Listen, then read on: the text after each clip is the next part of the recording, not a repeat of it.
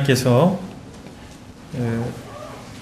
이스라엘 백성에게 이제 절기를 지킬 것을 말씀하시고 각 절기마다 특별한 어떤 의식이나 또 어떤 페스티벌을 통해서 하나님께서 의도하신 그 경륜을 기억할 수 있도록 하셨죠.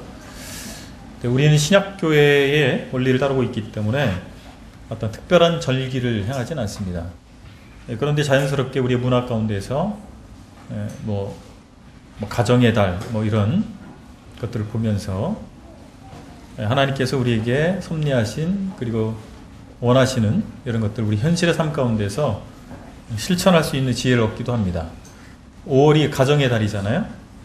그래서 4월 중순부터 몇 주일 강단을 통해서 가정과 관련된 이런 말씀을 우리 듣고 있습니다. 지난주에 어떤 주제였죠? 지난주 주일날 남편에 대해서. 그럼 오늘 당연히 누구에 대해서 들어야 되겠습니까? 아내에 대해서. 지난주 말씀을 잘 기억하는 가운데서 오늘 말씀을 좀 나누기 바랍니다. 왜냐하면 자기 듣고 싶은 것만 듣는 경향이 있어요. 오늘은 남편들이 자꾸 주목해서 들으면서 정리해서 아내에게 얘기해줘야 되겠다 이렇게 하시는 경향이 있을 수 있어요. 그러면 지난주에 들었던 말씀을 잘 기억하면서 남편들은 들으시고 또 아내분들도 또 지난주에 남편에게 하셨던 말씀 잘 들으셨기 때문에 이제 아내로서 하나님께서 어떻게 말씀하시는가 들었으면 좋겠습니다. 그 남편, 아내에 대해서 사실 신약성경에서 좀 구체적으로 말씀하고 있죠. 그런데 이제 우리가 이제 늘 아내에 대해서 하나님께서 신약성경 바울을 통해서 뭐라고 말씀하셨는지 신앙생활 좀 하신 분들은 많이 들으셨기 때문에 오늘은 좀 구약에서 아내에 대해서 뭐라고 말씀하시는지 좀 함께 살펴보기를 원하는데요. 구약하면은 신앙생활 좀 하시고 성경 공부 좀 했다 하시는 분들은 딱 떠오르는 장이 있잖아요. 잠언 31장. 그 잠언 31장 하면 또 한 단어로 요약이 되죠.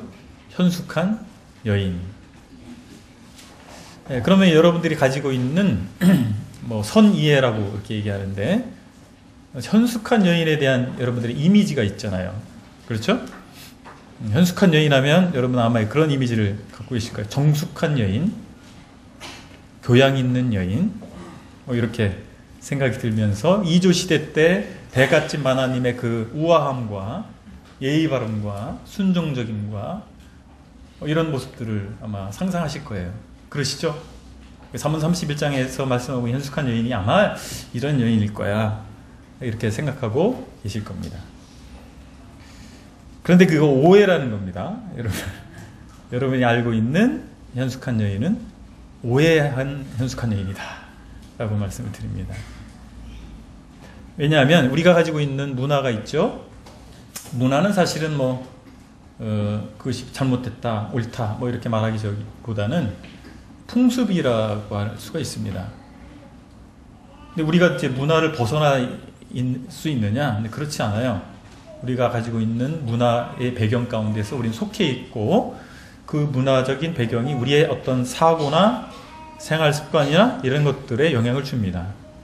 우리는 불교 천년이고 유교가 500년이 넘잖아요. 그런 역사를 가지고 있기 때문에 그런 역사적 문화적인 배경을 가지고 있기 때문에 성경에 대한 이해나 이런 것들도 그 문화적인 배경 가운데서 이해하는 경향이 있습니다. 현숙한 여인에 대해서도 다분히 유교적인 여인상에 대한 이미지를 우리가 가지고 현숙한 여인을 이해하려고 하는 경향이 있어요. 그런데 이 현숙하다라고 하는 이 단어가 히브리어 이 단어를 살펴보면 강함, 능력, 부귀 이런 의미를 나타내는 형용사입니다. 그러면 이걸 직역을 하면 어떻게 돼요? 강한 여인, 능력 있는 여인 이렇게 이해할 수 있죠. 잠언 31장을 한번 펴보실까요? 잠언 31장 오늘 본문이 10절부터 31절까지 좀 많은 내용인데 자세하게 이 내용을 다 다룰 수는 없을 것 같고 현숙한 아내라고 하는 제하에 과연 잠언 31장에서 말씀하고 있는 현숙한 아내는 어떤 사람인가 이것을 통해서 오늘날 그리스도인 아내가 어떤 사람이 되어야 할까를 살펴봤으면 좋겠는데요. 먼저 31장 10절을 보시면 개정개혁 성경에서 이렇게 번역이 됐습니다. 누가 현숙한 여인을 찾아 얻겠느냐, 이렇게 번역이 됐어요. 근데 새번역 성경에는 이렇게 번역을 하고 있습니다. 같은 구절인데 누가 유능한 아내를 맡겠느냐. 다르죠? 예. 제가 이제 보니까 새번역 성경이, 우리 한글로 된 성경 중에서는 새번역 성경이 가장 원문에 근접한 번역인 것 같더라고요. 그리고 개정개혁은 뭐 잘못했다 그게 아니고 원문을 그대로 직역을 하면 새번역에 좀 가깝더라고요. 그래서 이 현숙한 여인은 결국에는 직역을 하면 능력 있는 여인이고, 새번역에 번역한 것처럼 유능한 아내라고 번역하는 것이 사실 더 맞습니다. 그러니까 여러분 어떻게 생각하세요? 현숙한 여인이라고 하는 단어가 의미하는 여러분에게 가지고 있었던 이미지와 유능한 아내라고 하는 이미지가 좀 다르죠. 좀 다릅니다. 그래서 오늘 이 본문의 말씀 중에서 그러면 과연 이 잠언에서 말씀하고 잠언 31장에서 말씀하고 있는 현숙한 아내는 어떤 아내인가, 어떤 사람인가를 한번 살펴보면, 첫 번째가 현숙한 아내는 성실하며, 여러분 주보에 가로 놓기 돼 있죠? 가로 놓으세요. 진취적이다 이런 겁니다. 성실하며 진취적이다. 그러니까 유교적인 이 여성상하고는 좀 다릅니다. 유교적 여성상은 어떻습니까? 진취적이고 뭐 이런 느낌 아니죠? 다분히 좀 소극적이고 순종적이고 이런 이미지입니다. 근데 잠언에서 말씀하고 있는 이 아내는 진취적인 아내다라고 하는 것입니다. 13절에 있는 것과 마찬가지로 능력 있는 여자라고 하는 것이고, 27절에 보면 제가 이제 새 번역을 읽어드리면 27절에 이렇게 말씀하고 있습니다. 집안일을 두루 살펴보고 일하지 않고 얻은 양식은 먹는 법이 없다. 그게 뭐예요? 열심히 일하는 아내입니다. 그의 부지런함이라고 하는 것은 바로 이 현숙한 아내의 가장 중요한 덕목 중에 하나입니다. 15절에 보면 이 현숙한 아내의 아침은 일찍 시작됩니다. 하루가 일찍 시작돼요. 15절에 뭐라고 되어 있습니까? 날이 밝기도 전에 일어나서. 큰일 났어요. 우리 아내 된 자매님들 이제 새벽잠을 이제 못 주무시게 생겼습니다. 우리가 이제 뭐 이걸 문자 그대로 이거는 새벽기도 나오셔야 되고 뭐 이런 차원이라기보다는 그렇게 적용하셔도 뭐 나쁘지 않아요. 근데 문맥을 보면 부지런함이라고 볼 수가 있습니다. 굉장히 성실하고 부지런하다. 우리 자매님들이, 우리 모임은 이제 성경을 문자대로 순종하려고 하고 그렇잖아요. 그래서 신약 성경에서 여자들의 교회 안에서의 지위가, 역할이 제한되어 있습니다. 이것은 우리가 순종해야 될 부분이죠. 그런데 그러다 보니까 자매님들이 지나치게 소극적인 데는 경향이 없잖아 있어요. 그리고 그것이 유교적인 어떤 이미지의 문화와 맞물리면서 이 자매님들이 영적 활동이나 또 집안에서의 위상이 너무 낮아져 있는 거예요. 형제님들의 영향이 큽니다. 형제님들 회개하셔야 돼요. 자매님들을 완전히 올가매고 누르려고 하는 경향이 없잖아 있습니다. 사실 저도 그런 게 있었습니다. 그래서 그것들, 유교적인 가부장주의와 또 성경에 대한 남성 우월적인 어떤 해석에 의해서 자매님들을 좀 눌러놓은 게 사실이에요. 근데 오늘 여성 해방이 되는 날이 되기를 바랍니다. 저는 페미니스트를 전 지지하지 않습니다. 그러나 성경에서 말하는 여성, 아내는 우리가 전통적으로 이해하고 있었던 아내와 여성의 의미와 많이 다르다라고 하는 것입니다. 집안일도 잘 가꾸고 열심히 일한 대가로 양식을 얻는 이런 기본적인 소양을 가지고 있다라고 하는 것이고요. 또 14절 이하를 보면 14절에 보면 새 번역이 이렇게 번역이 됐어요. 또한 상인의 배와 같이 먼 곳에서 먹거리를 구하여 오기도 한다.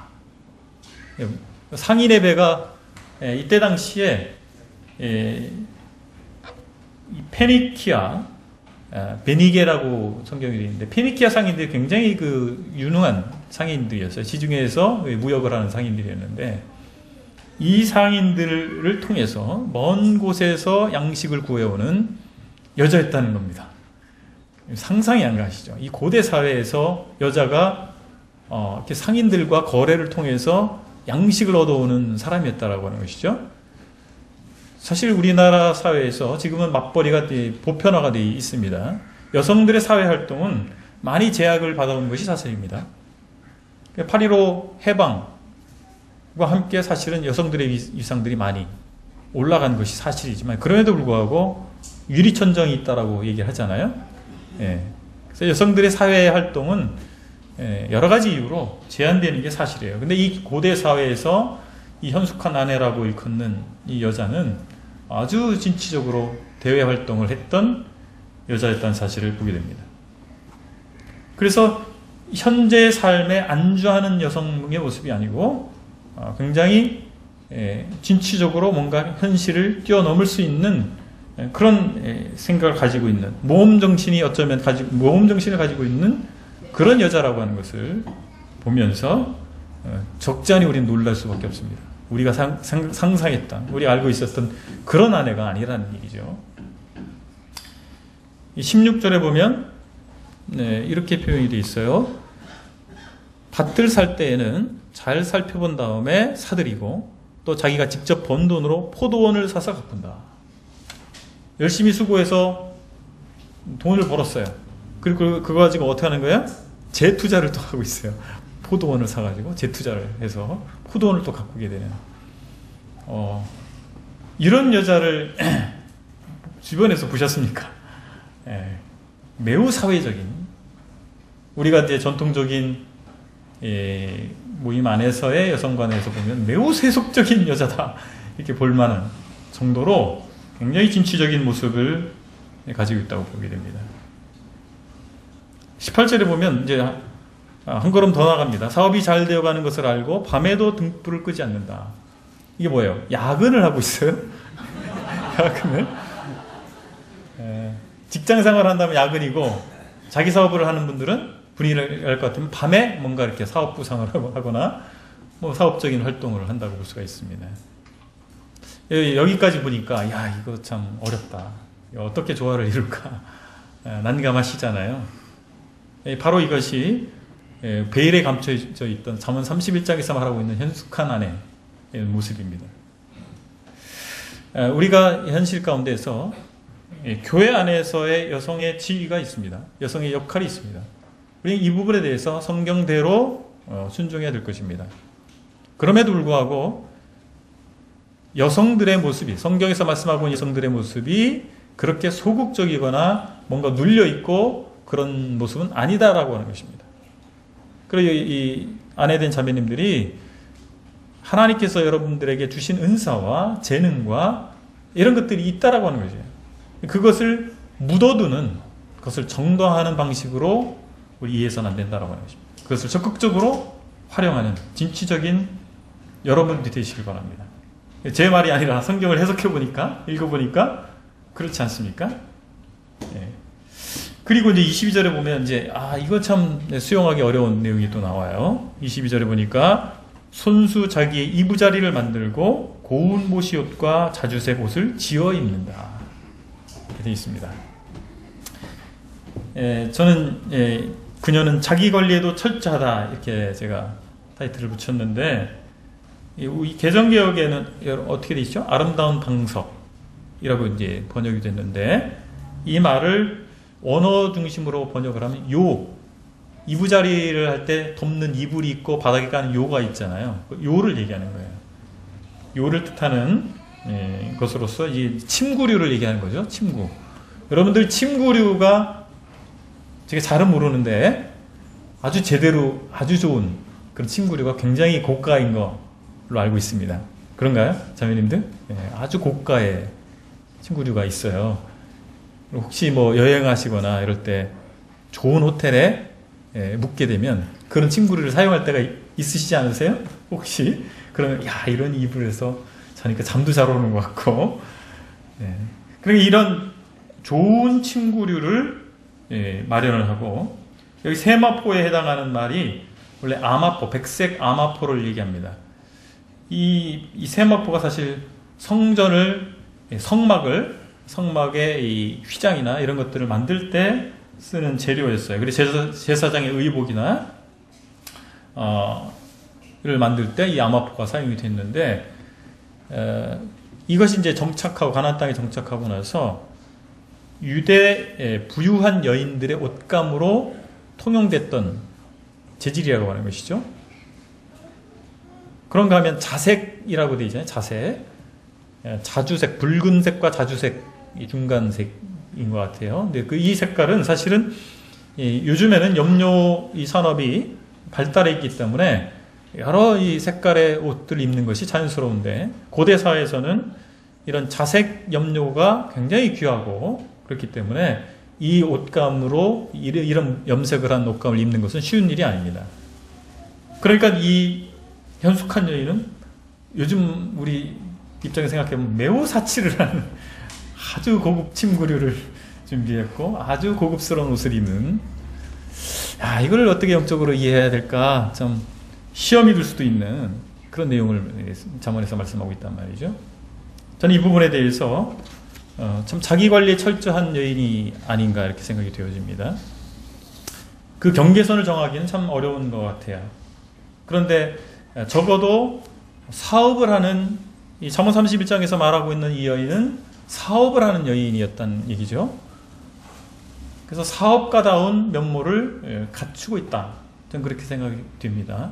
직업이 뭐냐에 따라서 뭐 메이크업이라든지 장신구라든지 옷이라든지 이런 것들이 연관이 좀 되지 않습니까?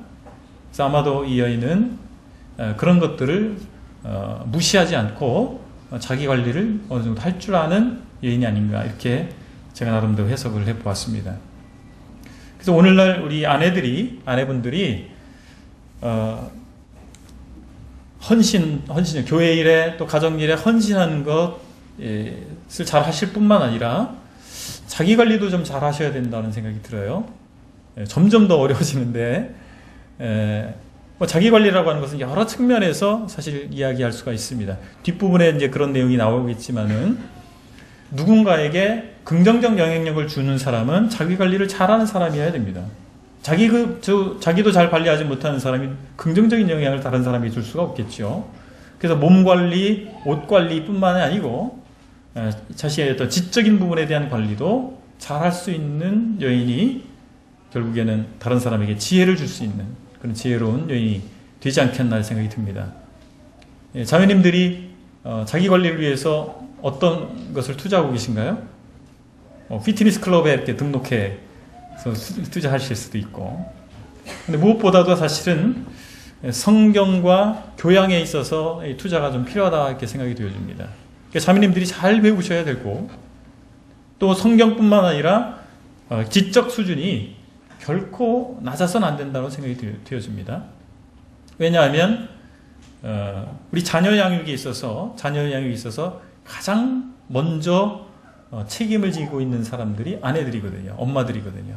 아빠들이 책임이 없다는 것이 아니고, 대부분의, 그렇잖아요. 요즘에 맞벌이를 많이 하고 계시지만 대부분은 남자가 돈을 벌어오고 여자가 집안 살림을 하는 그런 구도잖아요. 그리고 아이가 어릴수록 엄마가 젖을 주고 또 이유식을 먹이거나 돌보는 그런 확률이 훨씬 높습니다. 아빠보다는. 그래서 엄마가 어떤 사람이냐가 굉장히 중요하죠. 그래서 엄마가 어떤 생각을 가지고 있고, 이 아이의 미래에 대해서 엄마가 어떤 계획을 가지고 있느냐, 이런 것들이 그대로 아이들에게 영향을 줍니다. 그러면 아가씨 때, 처녀 때 어느 정도 공부를 했기 때문에 결혼하고 나서는 더 이상 뭐 그럴 필요가 없다.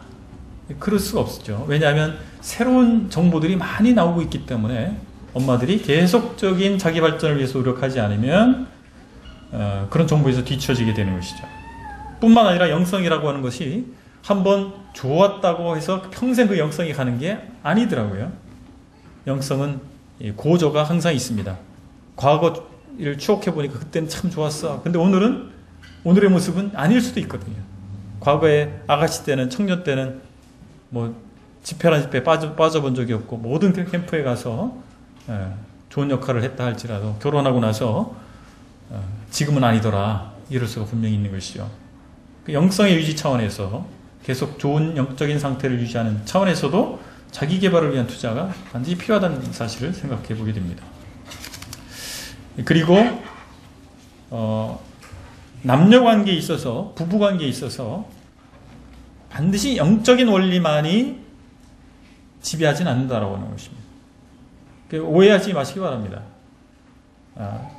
영적으로 충만한 사람이기 때문에 아내가 머리 한 지박을, 한 바구니를 이고 있어도 아름다워 보일 것이라고 생각하시면 안 되죠. 하나 이고 있는 거 뭔지 아십니까? 아줌마 파마. 아줌마 파마 왜 하는지 저도 나중에 알았어요. 머리 안 감아도 안 감은 티가 안 나는 별로 관리를 안 해도 관리 안 한 티가 안 나는 게 아줌마 파마라고. 그러니까 이 모든 남성들이 속물이다 이렇게 보지 마세요. 여성으로서의 매력이 느껴져야 됩니다. 우리 아가씨 된 자매님들도 잘 생각해 보시고 그렇다고 해서 뭐 우리 성형수술 해야 되고 뭐 그걸 말씀드리는 게 아니에요. 여자는 여자다운 것이고 남자는 남자다운 것이 성경적이에요. 그래서 여자가 남자처럼 하고 다니는 것을 경건한 것인 것처럼 나는 꾸미지 않으니까 경건한 거야. 자위하지 마시고 여자는 여성스러워야 됩니다. 그 시대의 문화에서 요구하는 여성성의 기준이 있을 거 아니겠어요? 조선시대에 원하는 여성성의 기준과 지금 좀 다를 거 아니겠습니까? 그래서 아내는 엄마이지만 아이들의 엄마이면서 남편의 아내입니다. 그걸 잊으셔서는 안 됩니다.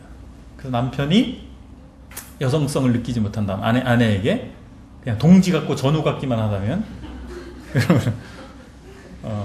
그걸 당연히 받아들이셔는 안 됩니다. 여러분 여기 보면 연세가 있으신 자매님들 계신데 남편에게 나는 이제 전우다 그렇게 인식되기를 원하지 마시고 그걸 자연스럽게 받아들이지 마시고 여전히 아내이고 여자로서의 그런 모습을 보여주셔야 됩니다.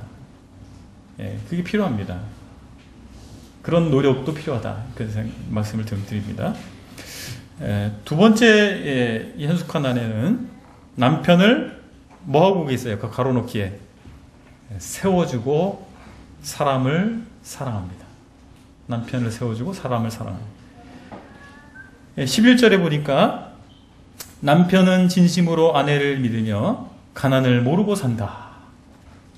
여러분 셔터맨이라고 들어보셨어요? 모든 남자들의 꿈.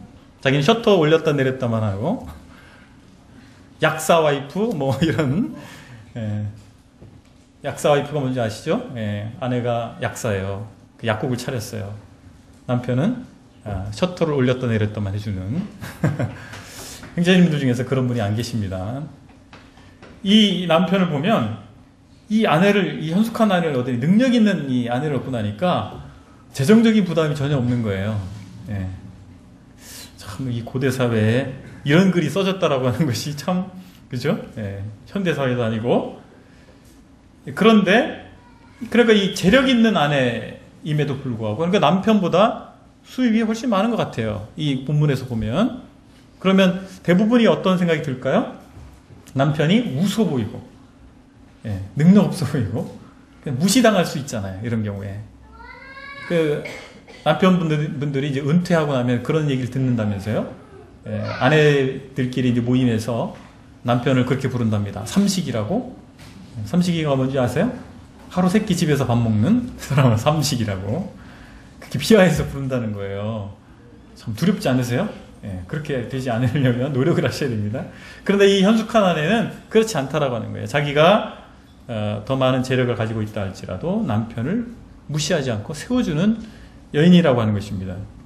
그래서 오히려 그럴 뿐만 아니라 남편을 사회적으로 더 성공할 수 있도록 지원해주는 역할을 하더라라고 하는 것입니다. 23절에 보니까 남편은 마을 원로들과 함께 마을 회관을 드나들며 사람들의 존경을 받는다. 누구 때문에요? 현숙한 아내 때문에. 혹시 오늘의 말씀을 듣는 중에 시험 당하는 자매님들이 없기를 바랍니다. 나는 이렇게 못하니까 나는 현숙한 아내가 아닌가, 나는 직장 생활 하지 않기 때문에 현숙한 아내가 아닌가, 그런 의미로 받아들이지 마시기 바랍니다. 어떻게든 우리 아내들의 역할이 그 남편을 깎아내리거나 이렇게 하는 차원에서의 배필이 아니고, 남편을 세워주고 남편이 더 훌륭한 모습으로 하나님 앞에 서도록 하는 것이 아내들의 역할이라고 하는 것을 성경은 말해주고 있다고 하는 것입니다. 성문은 사실 성으로出입하는 아주 중요한 관문이고, 백성 생활들에게 굉장히 중요한 역할을 했어요. 그리고 성문에서 재판이라든지 이런 것들이 행해졌습니다. 그래서 그곳에서 장로들과 함께 앉아서 그런 일에 참여하고 있는 사람이라면 유력한 지도자, 그 사회에 굉장히 유력한 지도자라고 하는 것을 말해주고 있는 것입니다. 그래서 아내가 그 역할을 한 거예요. 남편이 그러한 역할을 할 수 있도록 뒤에서 배려해준 그 아내의 숨은 능력 때문에 남편이 그렇게 할 수 있었다라고 하는 것입니다. 20절에 보면 이제 이렇게 말씀합니다. 한 손을 펴서 가난한 사람을 돕고 다른 손을 펴서 궁핍한 사람을 돕는다. 그러니까 남편을 세워줄 뿐만 아니라 다른 사람들에게 베푸는 삶을 살더라고 하는 것입니다. 우리가 가정 중심으로 하다 보니까 우리 집, 우리 가정 이런 의식이 굉장히 강해지면 이기적 가정이 될 수가 있습니다. 현대 사회가 좀 그런 경향이 있어요. 과거에 지금 이제 신구 세대가 같이 이 사회를 구성하고 있고 교회도 있으시잖아요. 그래서 저보다 선배님 되시는 분들은 상당히 교회 중심적이셨어요. 공동체 중심입니다. 그리고 국가 중심, 공동체 중심, 교회 중심이었어요. 저희는 끼인 세대라고 하는데, 저희가 껴있고 저희 후배 세대들은 개인 중심, 가정 중심이더라고요.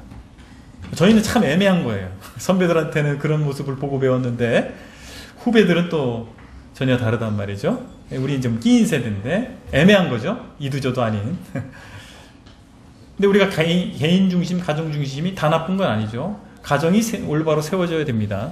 그럼에도 불구하고 공동체와 사회, 우리가 속한 사회를 무시할 수는 없다라고 하는 것이죠. 가정 중심으로 가다가 보니까 가정 이기주의가 될 수도 있고, 또 개인 중심으로 가면서 개인 이기주의가 될 수 있어요. 남이 어찌됐든 나와 내 가정이 화목하면 된다라고 하는 생각을 가질 수 있다라고 하는 것입니다. 그러나 현숙한 아내는 손이 큰 여자인 것 같습니다. 손이 크다는 말을 하시잖아요. 음식 준비할 때도 보면 항상 푸짐하게 하시는 자매님들 계시죠? 딱 맞게 안 하고. 그 이제 긍정적 의미에서는 다른 사람들에게 베푸는 마음을 가지고 있다고 생각이 됩니다. 그래서 열심히 능력 있게 재물을 벌어들일 뿐만 아니라 그 재물을 다른 사람을 위해서 또 베풀 줄 아는 그런 여인이라고 하는 것을 오늘 본문에서 보여주고 있습니다. 그런가 하면 26절에 보면 입만 열면 지혜가 저절로 나오고 혀만 움직이면 상냥한 교훈이 쏟아져 나온다고 말하고 있잖아요. 혹시 이런 자매님을 알고 계세요? 그 자매님과 교제하면 참 지혜로운 말이 나오고 사람을 세워주는 그런 말이 나온다는 거죠. 그러니까 물질적으로 다른 사람들에게 베풀 뿐만 아니라 영적으로 또 지혜 면에 있어서 다른 사람에게 그런 영향력을 주고 있는 여자입니다. 전 참 이런 자매님들이 많았으면 좋겠어요. 둘 중에 하나만이라도. 그래서 후덕하게 베푸는, 물질적으로 그럴 뿐만 아니라 또 영적으로 또 삶의 지혜에 있어서 훌륭한 본이 되시고 그 영향력을 줄 수 있는 자매님들이 참 많았으면 좋겠습니다. 근데 그러려면 뭘 하셔야 돼요? 잘 공부하시고 훈련 받으셔야 돼요. 그래서 우리가 제가 아쉬움을 많이 갖는 것은 우리가 가지고 있는 교회 안에서 영적 활동에 있어서 자매님들이 성경을 가르치거나 교회적으로 또 남자를 주관하는 일을 우리가 허락지 않는 것은 성서적인데, 거기서 지나쳐서 자매님들이 배우지 않는 것을 당연하게 생각하고 쓸모가 없는데 뭘 배워? 라고 배우지 않는 것을 당연하게 생각하고 그런 영향력을 발휘하는 것조차도 금기시하는 모습은 성경적이지 않다. 그렇게 생각이 됩니다. 그 자매님들 중에 정말 존경받을 만한 성경 교사고 또 그 삶에 있어서 후배된 자매님들에게 긍정적인 영향을 줄 수 있는 그런 정말 형제들로 말하면 장로와 같은, 물론 장로는 아니지만 그런 리더십을 발휘할 수 있는 자매님들이 앞으로 더 많이 나왔으면 좋겠다는 그런 생각을 갖게 됩니다. 그러기 위해서는 청년 시절부터, 그리고 이제 결혼하고 기혼 청년이라고 우리가 얘기하는데 기혼 청년 시절, 중년 시절에도 변함없이 그것을 배우기를 추구하고 자기 개발을 하고 있는 그런 자매님들만이 가능하다고 생각이 되어집니다. 그런 것들이 좀 우리 교회 가운데서도 좋은 미덕으로 나타났으면 좋겠다는 생각이 드는 것이죠. 자, 세 번째 현숙한 아내는 어떤 사람일까요? 하나님을 경외하는 사람입니다. 30절에 보니까 이렇게 번역이 됐어요. 새 번역에는 고운 것도 거짓되고 아름다운 것도 헛되지만 주님을 경외하는 여자는 칭찬을 받는다. 하나님을 경외하는, 여호와 하나님을 경외하는 사람이죠. 아내가 어떠한 생각을 가지고 있느냐 참 중요한 것 같아요. 왜냐하면 아까 말씀드린 것처럼 가정에서 아이들과 또 가정의 많은 것들을 감당하는 사람이 주로 아내들이기 때문에 그렇습니다. 총각된 우리 형제님들 정말 현숙한 아내를 위해서 기도하셔야 됩니다. 그런데 그 현숙한 아내의 덕목 중에서 이 마지막 덕목, 하나님을 경외하는 아내를 위해서 정말 기도하셔야 돼요. 그 아내가 여러분의 2세들을 그런 사람으로 만들 거예요.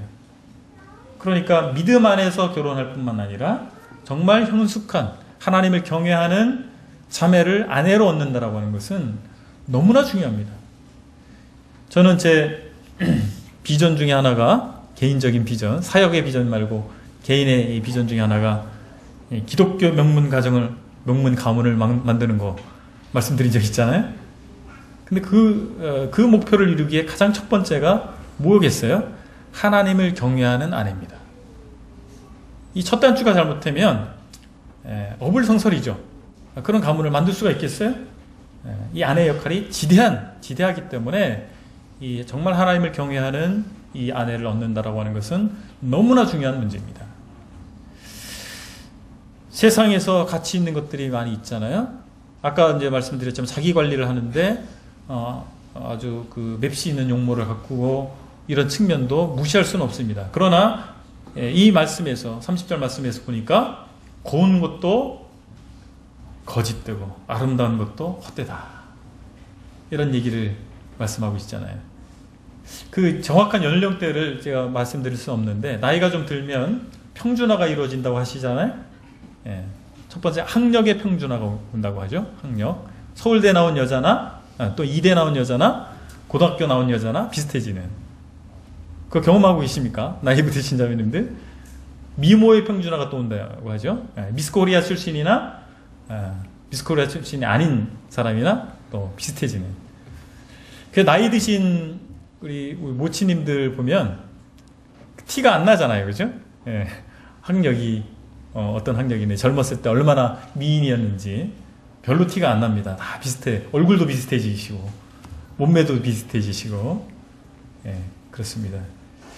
그래서 그 외적인 아름다움은 한때인 것 같아요.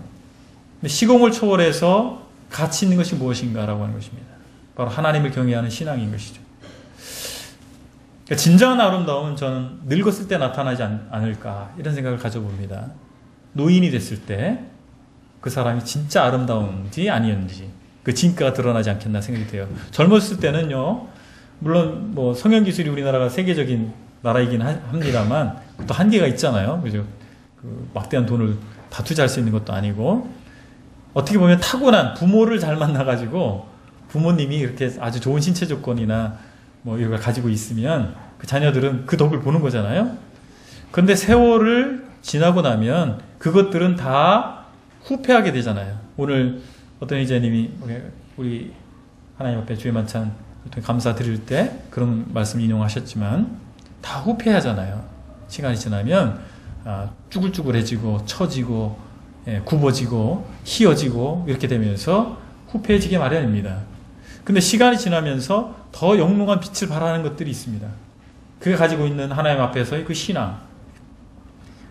노인에게 가서 지혜를 배우라는 말씀이 있는 것처럼 우리가 연로하신, 그래서 외모로 볼 때는 그렇게 아름다워 보이지 않지만 어떤 분과 교제를 할 때 참 하나님으로부터 오는 생수와 같은 어떤 느낌을 받고 많은 지혜를 얻고 힘을 얻게 될 때 그분이 참 아름다워 보일 때가 있지 않으세요?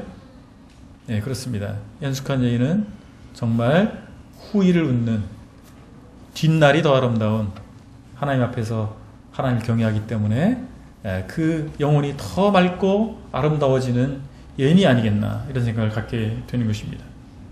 진정 아름다운 여자는 그녀가 늙었을 때 아름다워야 진정한 아름다운 여자다. 그 마음을 좀 간직하셨으면 좋겠습니다. 그래서 하나님께서 남편에게도 교훈을 주시지만 아내에게도 교훈을 주시는데, 오늘의 본문을 통해서 우리가 살펴볼 수 있는 아내는 결코 소극적이고 뒤로 빠지는 여자가 아니라고 하는 것을 우리 생각해 봐야 됩니다. 부지런하고 진취적인 아내들이 되시길 바랍니다. 그리고 적극적으로 사회도 참여하고 교회 일에도 참여하지만 남편을 무시하는 사람이 아니고 남편을 세워주고 남편이 더 하나님 앞에 쓰임받을 수 있도록 하는 아내, 그리고 주변 사람들을 사랑하고 보살필 수도 있는, 베풀 줄 아는 아내들이 되시길 바랍니다. 그리고 하나님을 경외하는 아내들이 되셔서 백발이 아름다운 그런 자매님들이 되시길 바랍니다. 그리고 주름이 아름다운 그런 자매님들이 되시길 바랍니다.